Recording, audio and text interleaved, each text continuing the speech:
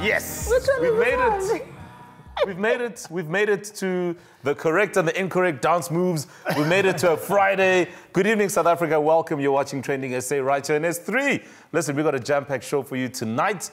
We're going to be exploring positive vibes, right? The themes are on love, identity, intimacy, human connection in the digital age.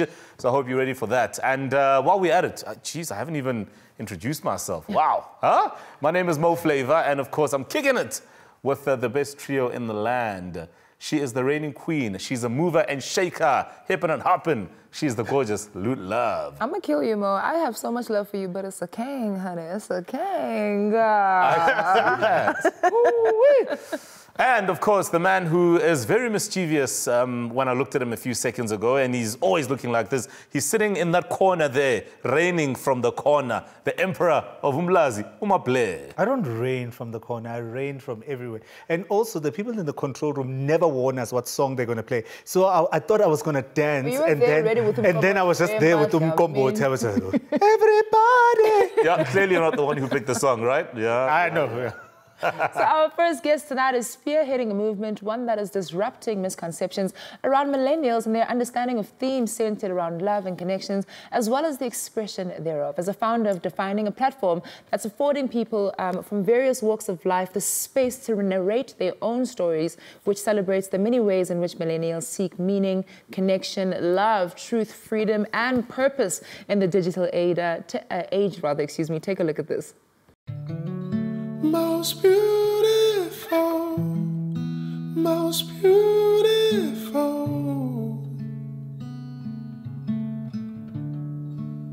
Oh, please help us welcome to TrendingSA, the founder of Defining, Dennis Ngango. Hey, how are you? I'm well, thank you. Welcome to the show. Thank you for having me. Thank you for having me.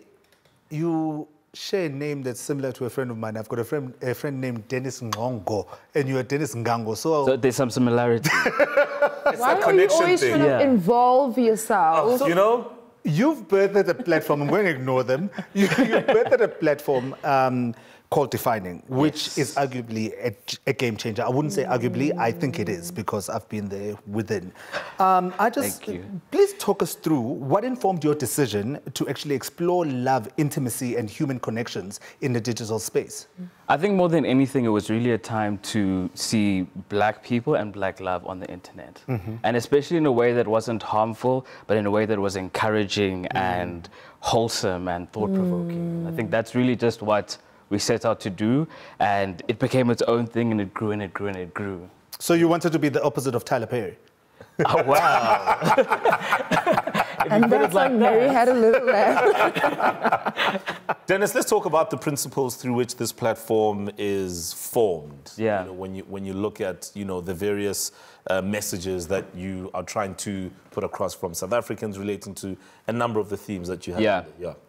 I think what we tend to forget is that storytelling is a very important part of self-development. In the sense that seeing a part of yourself on screen or on radio or just in the things that you watch and see can allow you to become more of who you are. So I think we just decided to actively participate in that conversation and allow people to get to know themselves a little bit better. Sure. So you once said this in an interview. You said the only solution to transforming the African narrative is not a matter of just talking about it, but giving Africans the opportunity to tell these stories.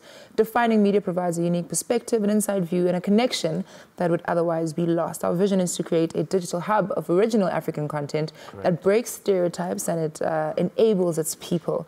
Would you say Defining has lived up to what you intended it for? Of course, and I think it's lived it in a way that we never expected. I don't think that we expected it to become what it is now, and for it to become a safe space for a lot of people. I think the one thing that people don't realize about love is that it's the one space where our traumas, like where we freely express our fears, our traumas, our insecurities, we bring that to the table, and a lot of the times we need to deal with that with our partners. And that's what you get to see in each and every episode. It's not just a simple love story. It's a story of becoming and becoming more of yourself. I need you in my life. Let's talk about this.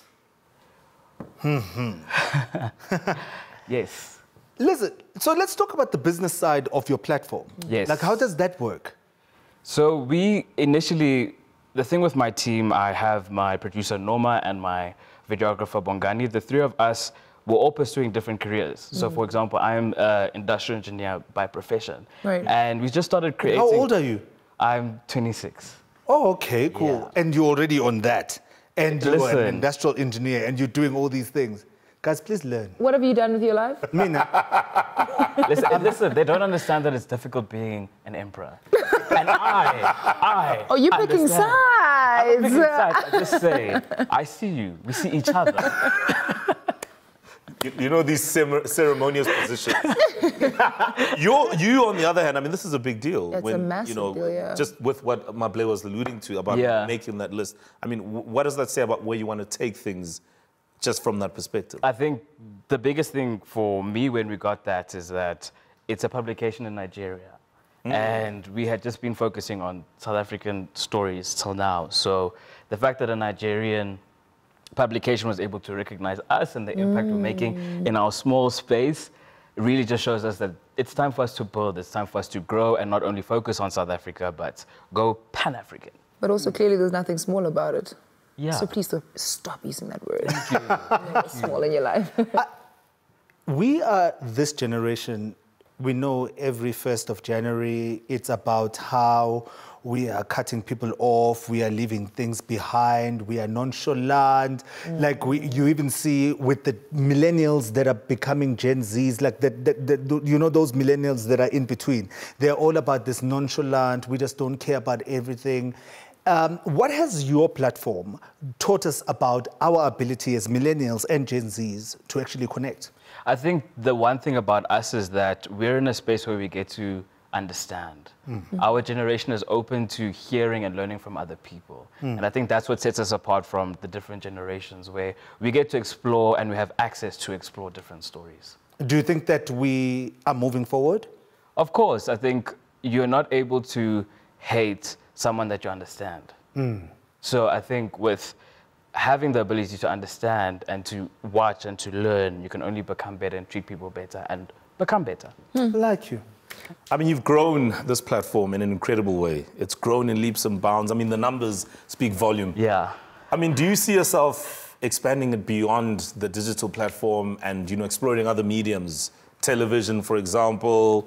I don't know. I mean, is that something that's on your mind? Yeah, of course, because now with digital, I mean, we're able to see it with Lesego on the show. She is, obviously, she's been a part of acting and all those things off camera, but now having been on social media and creating content that people really identify with, it's pushed her forward. And I think the same with us. We're telling these stories, and it's also pushing us forward. Which one is Lesego? Is our Lesego? Your Lesego. Oh. Who is going to die? She's going to die.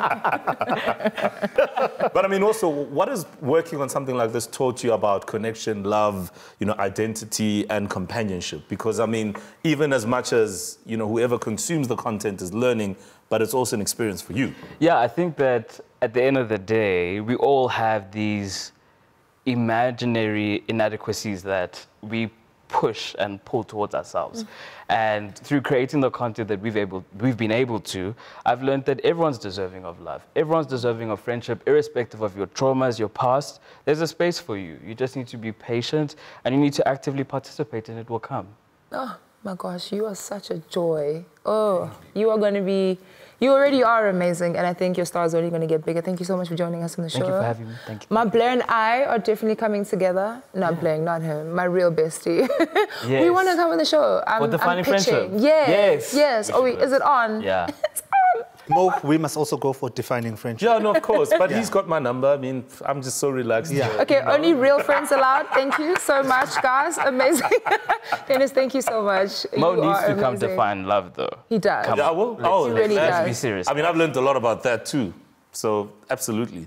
Okay, I I'll think space we're for you. all getting our own. We're all getting our own episode. Honestly, let's just go from here all to our studio space. I'm gonna pack my things right now. And on that note, don't move a muscle. We're going on a quick break, and when we come back, we'll be talking to a formidable music duo that has catapulted to the top of the South African music scene. See you just now.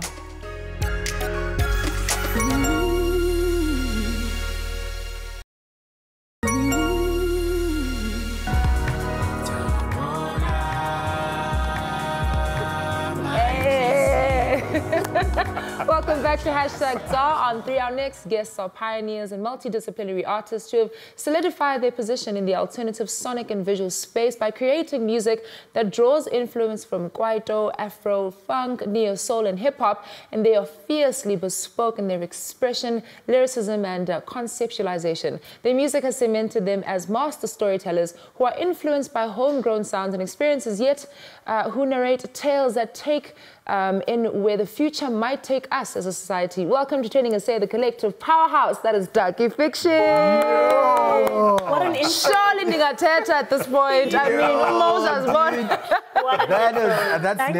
that's by far. You guys have to use that as a skit somewhere. No, definitely. We need to take that home with us. Oh, beautiful. How are you guys doing? We're so good, lovely. thanks. We're so lovely. It's good to be here. Thank you for having us. So good to have you I was guys just here. about to say, you guys shouldn't be surprised at that kind of intro. Right? Considering how well you've done and how well you've managed to challenge the norm and just musically and how you've been able to do that beautifully just as a unit, as a duo. Let's talk about this cosmic connection that you guys have that we pick up on in the music and even visually when you express it. How did it come about? Okay, so we met in Cape Town in 2016. Yes, somewhere there, 2016. And the moment we met, it was like there was no fighting it. It just was what it was. And it was instant and it was a knowing.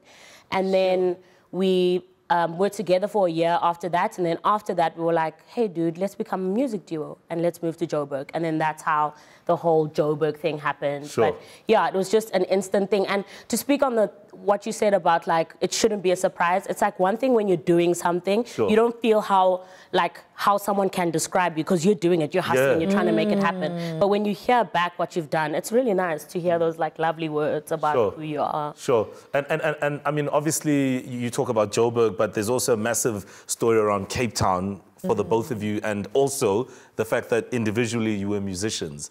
Also very different. We'll talk about that a bit, but I mean, that surely played a big role in that, surely.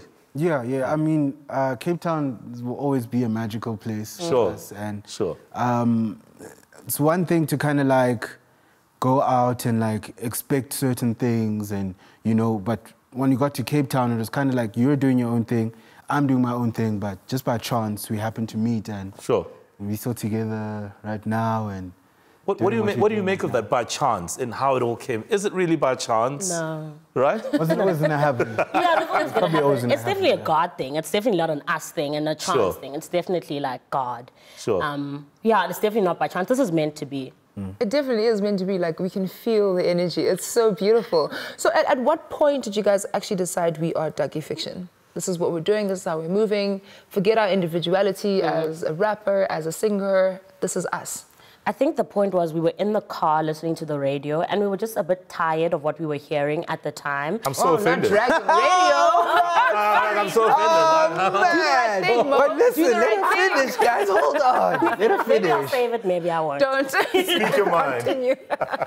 At the time, just that particular song, not like, you know, but at the time we were just like, oh, this is boring us personally. And we wanted to be the change that we wanted to hear. And we decided, okay, let's do this. Met up with a friend who was a producer, and then he was telling us a story, and he said the word Darkie Fiction, like documentary fiction, and Kat being Idagi, he heard Darkie Fiction, and then we were like, dude, that's our name. And then everything sort of like happened from there. I love it. You know, your music is so undeniably rather layered, and within that you've maintained your root vision of preserving and drawing inspiration from homegrown sounds and artistry, and you infuse it with sonic and futuristic visual expression of art. Now, that's a heavy loaded statement. It's a lot of big words. But basically what I'm trying to say is, how do you sit down and conceptualize your visual element and creative process? Like for the video, Upoza, for example, you know, what is the process behind that? What goes into that? Who decides what to do when? How does it work? Because you direct, yeah? Yes. Yeah. So the way we like to see it is that Kat is the ears and I'm the eyes. Kat's very good at writing. Most of the stuff that you hear is written by him. And I don't try to, like, we have our strengths and weaknesses, and writing is his strength. And then I studied screen production, so that's where I say, like, that's where I take charge and I say, this is how we're going to present this. What about the themes that you guys explore in the music we hear, and also the visual part of it as well? I think our main theme is nostalgia and just drawing from what we grew up on and what made us who we are now, and like the Eastern Cape. And that's what made us want to be Darkie Fiction in the first place. We weren't hearing enough of the Eastern Cape and about Xhosa on the radio, and like that's what I meant by that. It wasn't coming for you. But I think, yeah, our main theme is nostalgia, and then everything else just flows from there. And we just always draw from our parents, what they taught us, the music they played, and then it just works out. You know, I'm just sitting here thinking, you know, a lot of what you do surely should pour into your personal lives as well. In the way you know, do your things as parents and so on. How does that happen? How does that happen, Kat?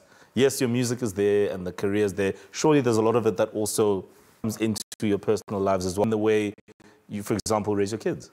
Yeah, I mean, after starting Darkie Fiction and after being partners for, you know, as much as we've been partners and as long as we've been partners, we kind of have a formula, and we work very well as a team because of those things. So when it came to raising Ubayete, it was very much like, okay, let's pick up where, you know, like we left off kind of thing.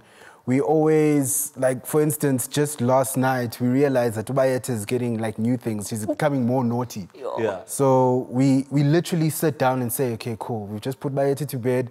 Let's chat about how we're going to discipline this person, how we're going to, you know, like, face these challenges that we have with raising Ubayete kind of thing. So there's more agreements there than in the studio? Or... Oh, yeah. No, definitely, yes. You're on the same page with her. The quickness of that response. Yeah. So we had Dennis from Defining earlier on, and you guys obviously did this beautiful episode. Oh, my goodness, guys. In fact, at this point, things have changed. You guys are now fiancés, in fact, married.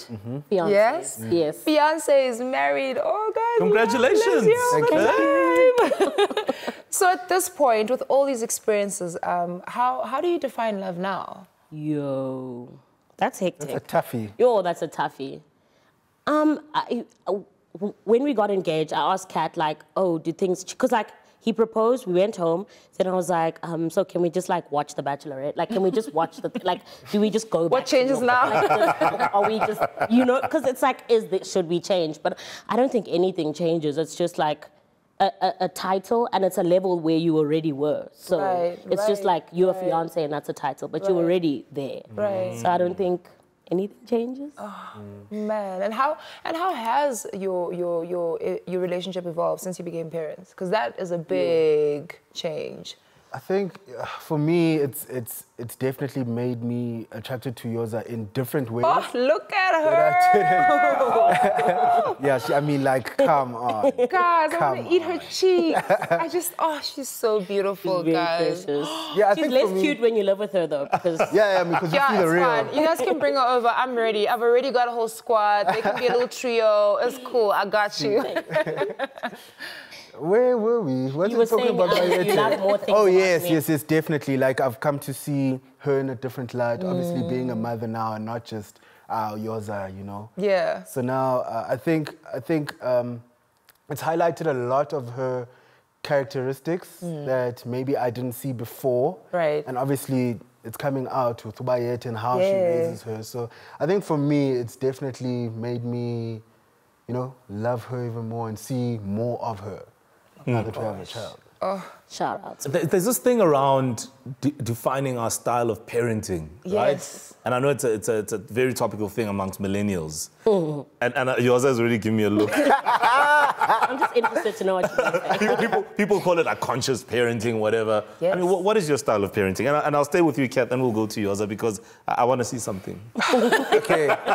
I think you starting something. I think my style of parenting is obviously taking a lot of things that I grew up with and I feel like I'm fine with, but obviously just bringing it to the, you know, to the millennials. I know, right? You know, like somehow, you know, like taking what you know, but kind of making it a bit more modern and something that would fit, you know, a kid growing up in this day and age. Sure, because there's substance in that, right? Definitely. There's substance in the way that we're raised. But here and there we need to tweak because, of course, wow. Yes. Yeah, because, wow. I mean, spanking is illegal now. You know? Back nowadays. Wow. And yours, what is your parenting style? My parenting style. I think like I'm taking it a day at a time. I love that as well, right? Same. I haven't figured that out. I'm literally taking it a day at a time and learning as I go. Sometimes I'm like, whoa, okay.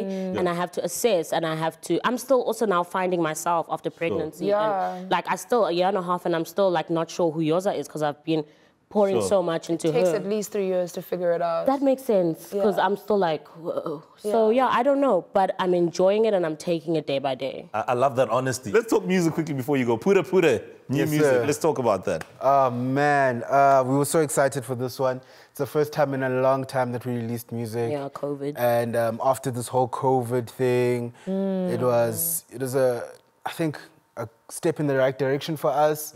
And just excited for people to hear it and like tell us what they think of it. Yeah. And yeah, it's again proudly Xhosa, proudly South African, and proudly what we grew up on. There's been love, there's been hate, and we love it both because we've also realized along the way that our music isn't for everyone. It's for a very specific group, and when you get it, you really get it, and if you don't, you don't. And that's both cool because it pushes us either way. So yeah. You guys are amazing. Thank you so much for coming on to the TrendingSA. Thank you so much for having us. Oh my gosh. It's so, guys, I'm here for love. I'm here for creativity. I'm here for Xhosa Nation, what to do. Yes! Black and white monochrome. Yes! So we got the memo. Sorry, Mo. Listen, I'm quite fine, thank you. Luther's got to be the one running around town looking for love. Okay. Shout out to GQ. And on that note, it's time for a quick break. When we come back, we'll be delving into all things Vodacom. See you in a jiffy. Go.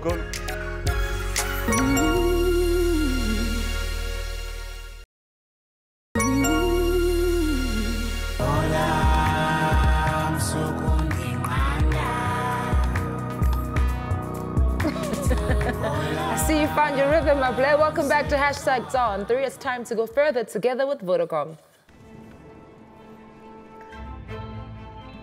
With technology and humanity, we can go further together. Vodacom. Our friends at Vodacom are committed to the purpose of connecting everyone for a better future. And as technology advances, our society evolves and so does our reason for being. And Vodacom believes that technology is nothing without humanity. And that's when we use tech for good and we go further together. I have some questions. Some big questions. Can we hate less and share more love? Can we keep going until we cure every disease? Can we make sure nobody is left behind? Can we find the courage to go further than we have gone? Can we change our ways before it's too late? Can we push our limits beyond the sky? With technology and humanity, we can go further together. Vodacom. Vodacom's Further Together campaign captures our relentless spirit to progress, break boundaries, and inspire change. So get ready to take up the call, to hope, to believe, to act, and go further together with South Africa's leading network. I mean, from connecting small business for further and a better future, to connecting technology to health, together with utilizing technology to tackle gender-based violence and assisting those who are in need. Go further with eSchool, their free education platform. Vodacom is helping you create a better future for humanity. And just like that, we've come to the end of another thrilling episode of TrendingSA. No doubt about it, you enjoyed the show as much as we did. We'll catch you on the flip side. Good night, Mzansi. Bye.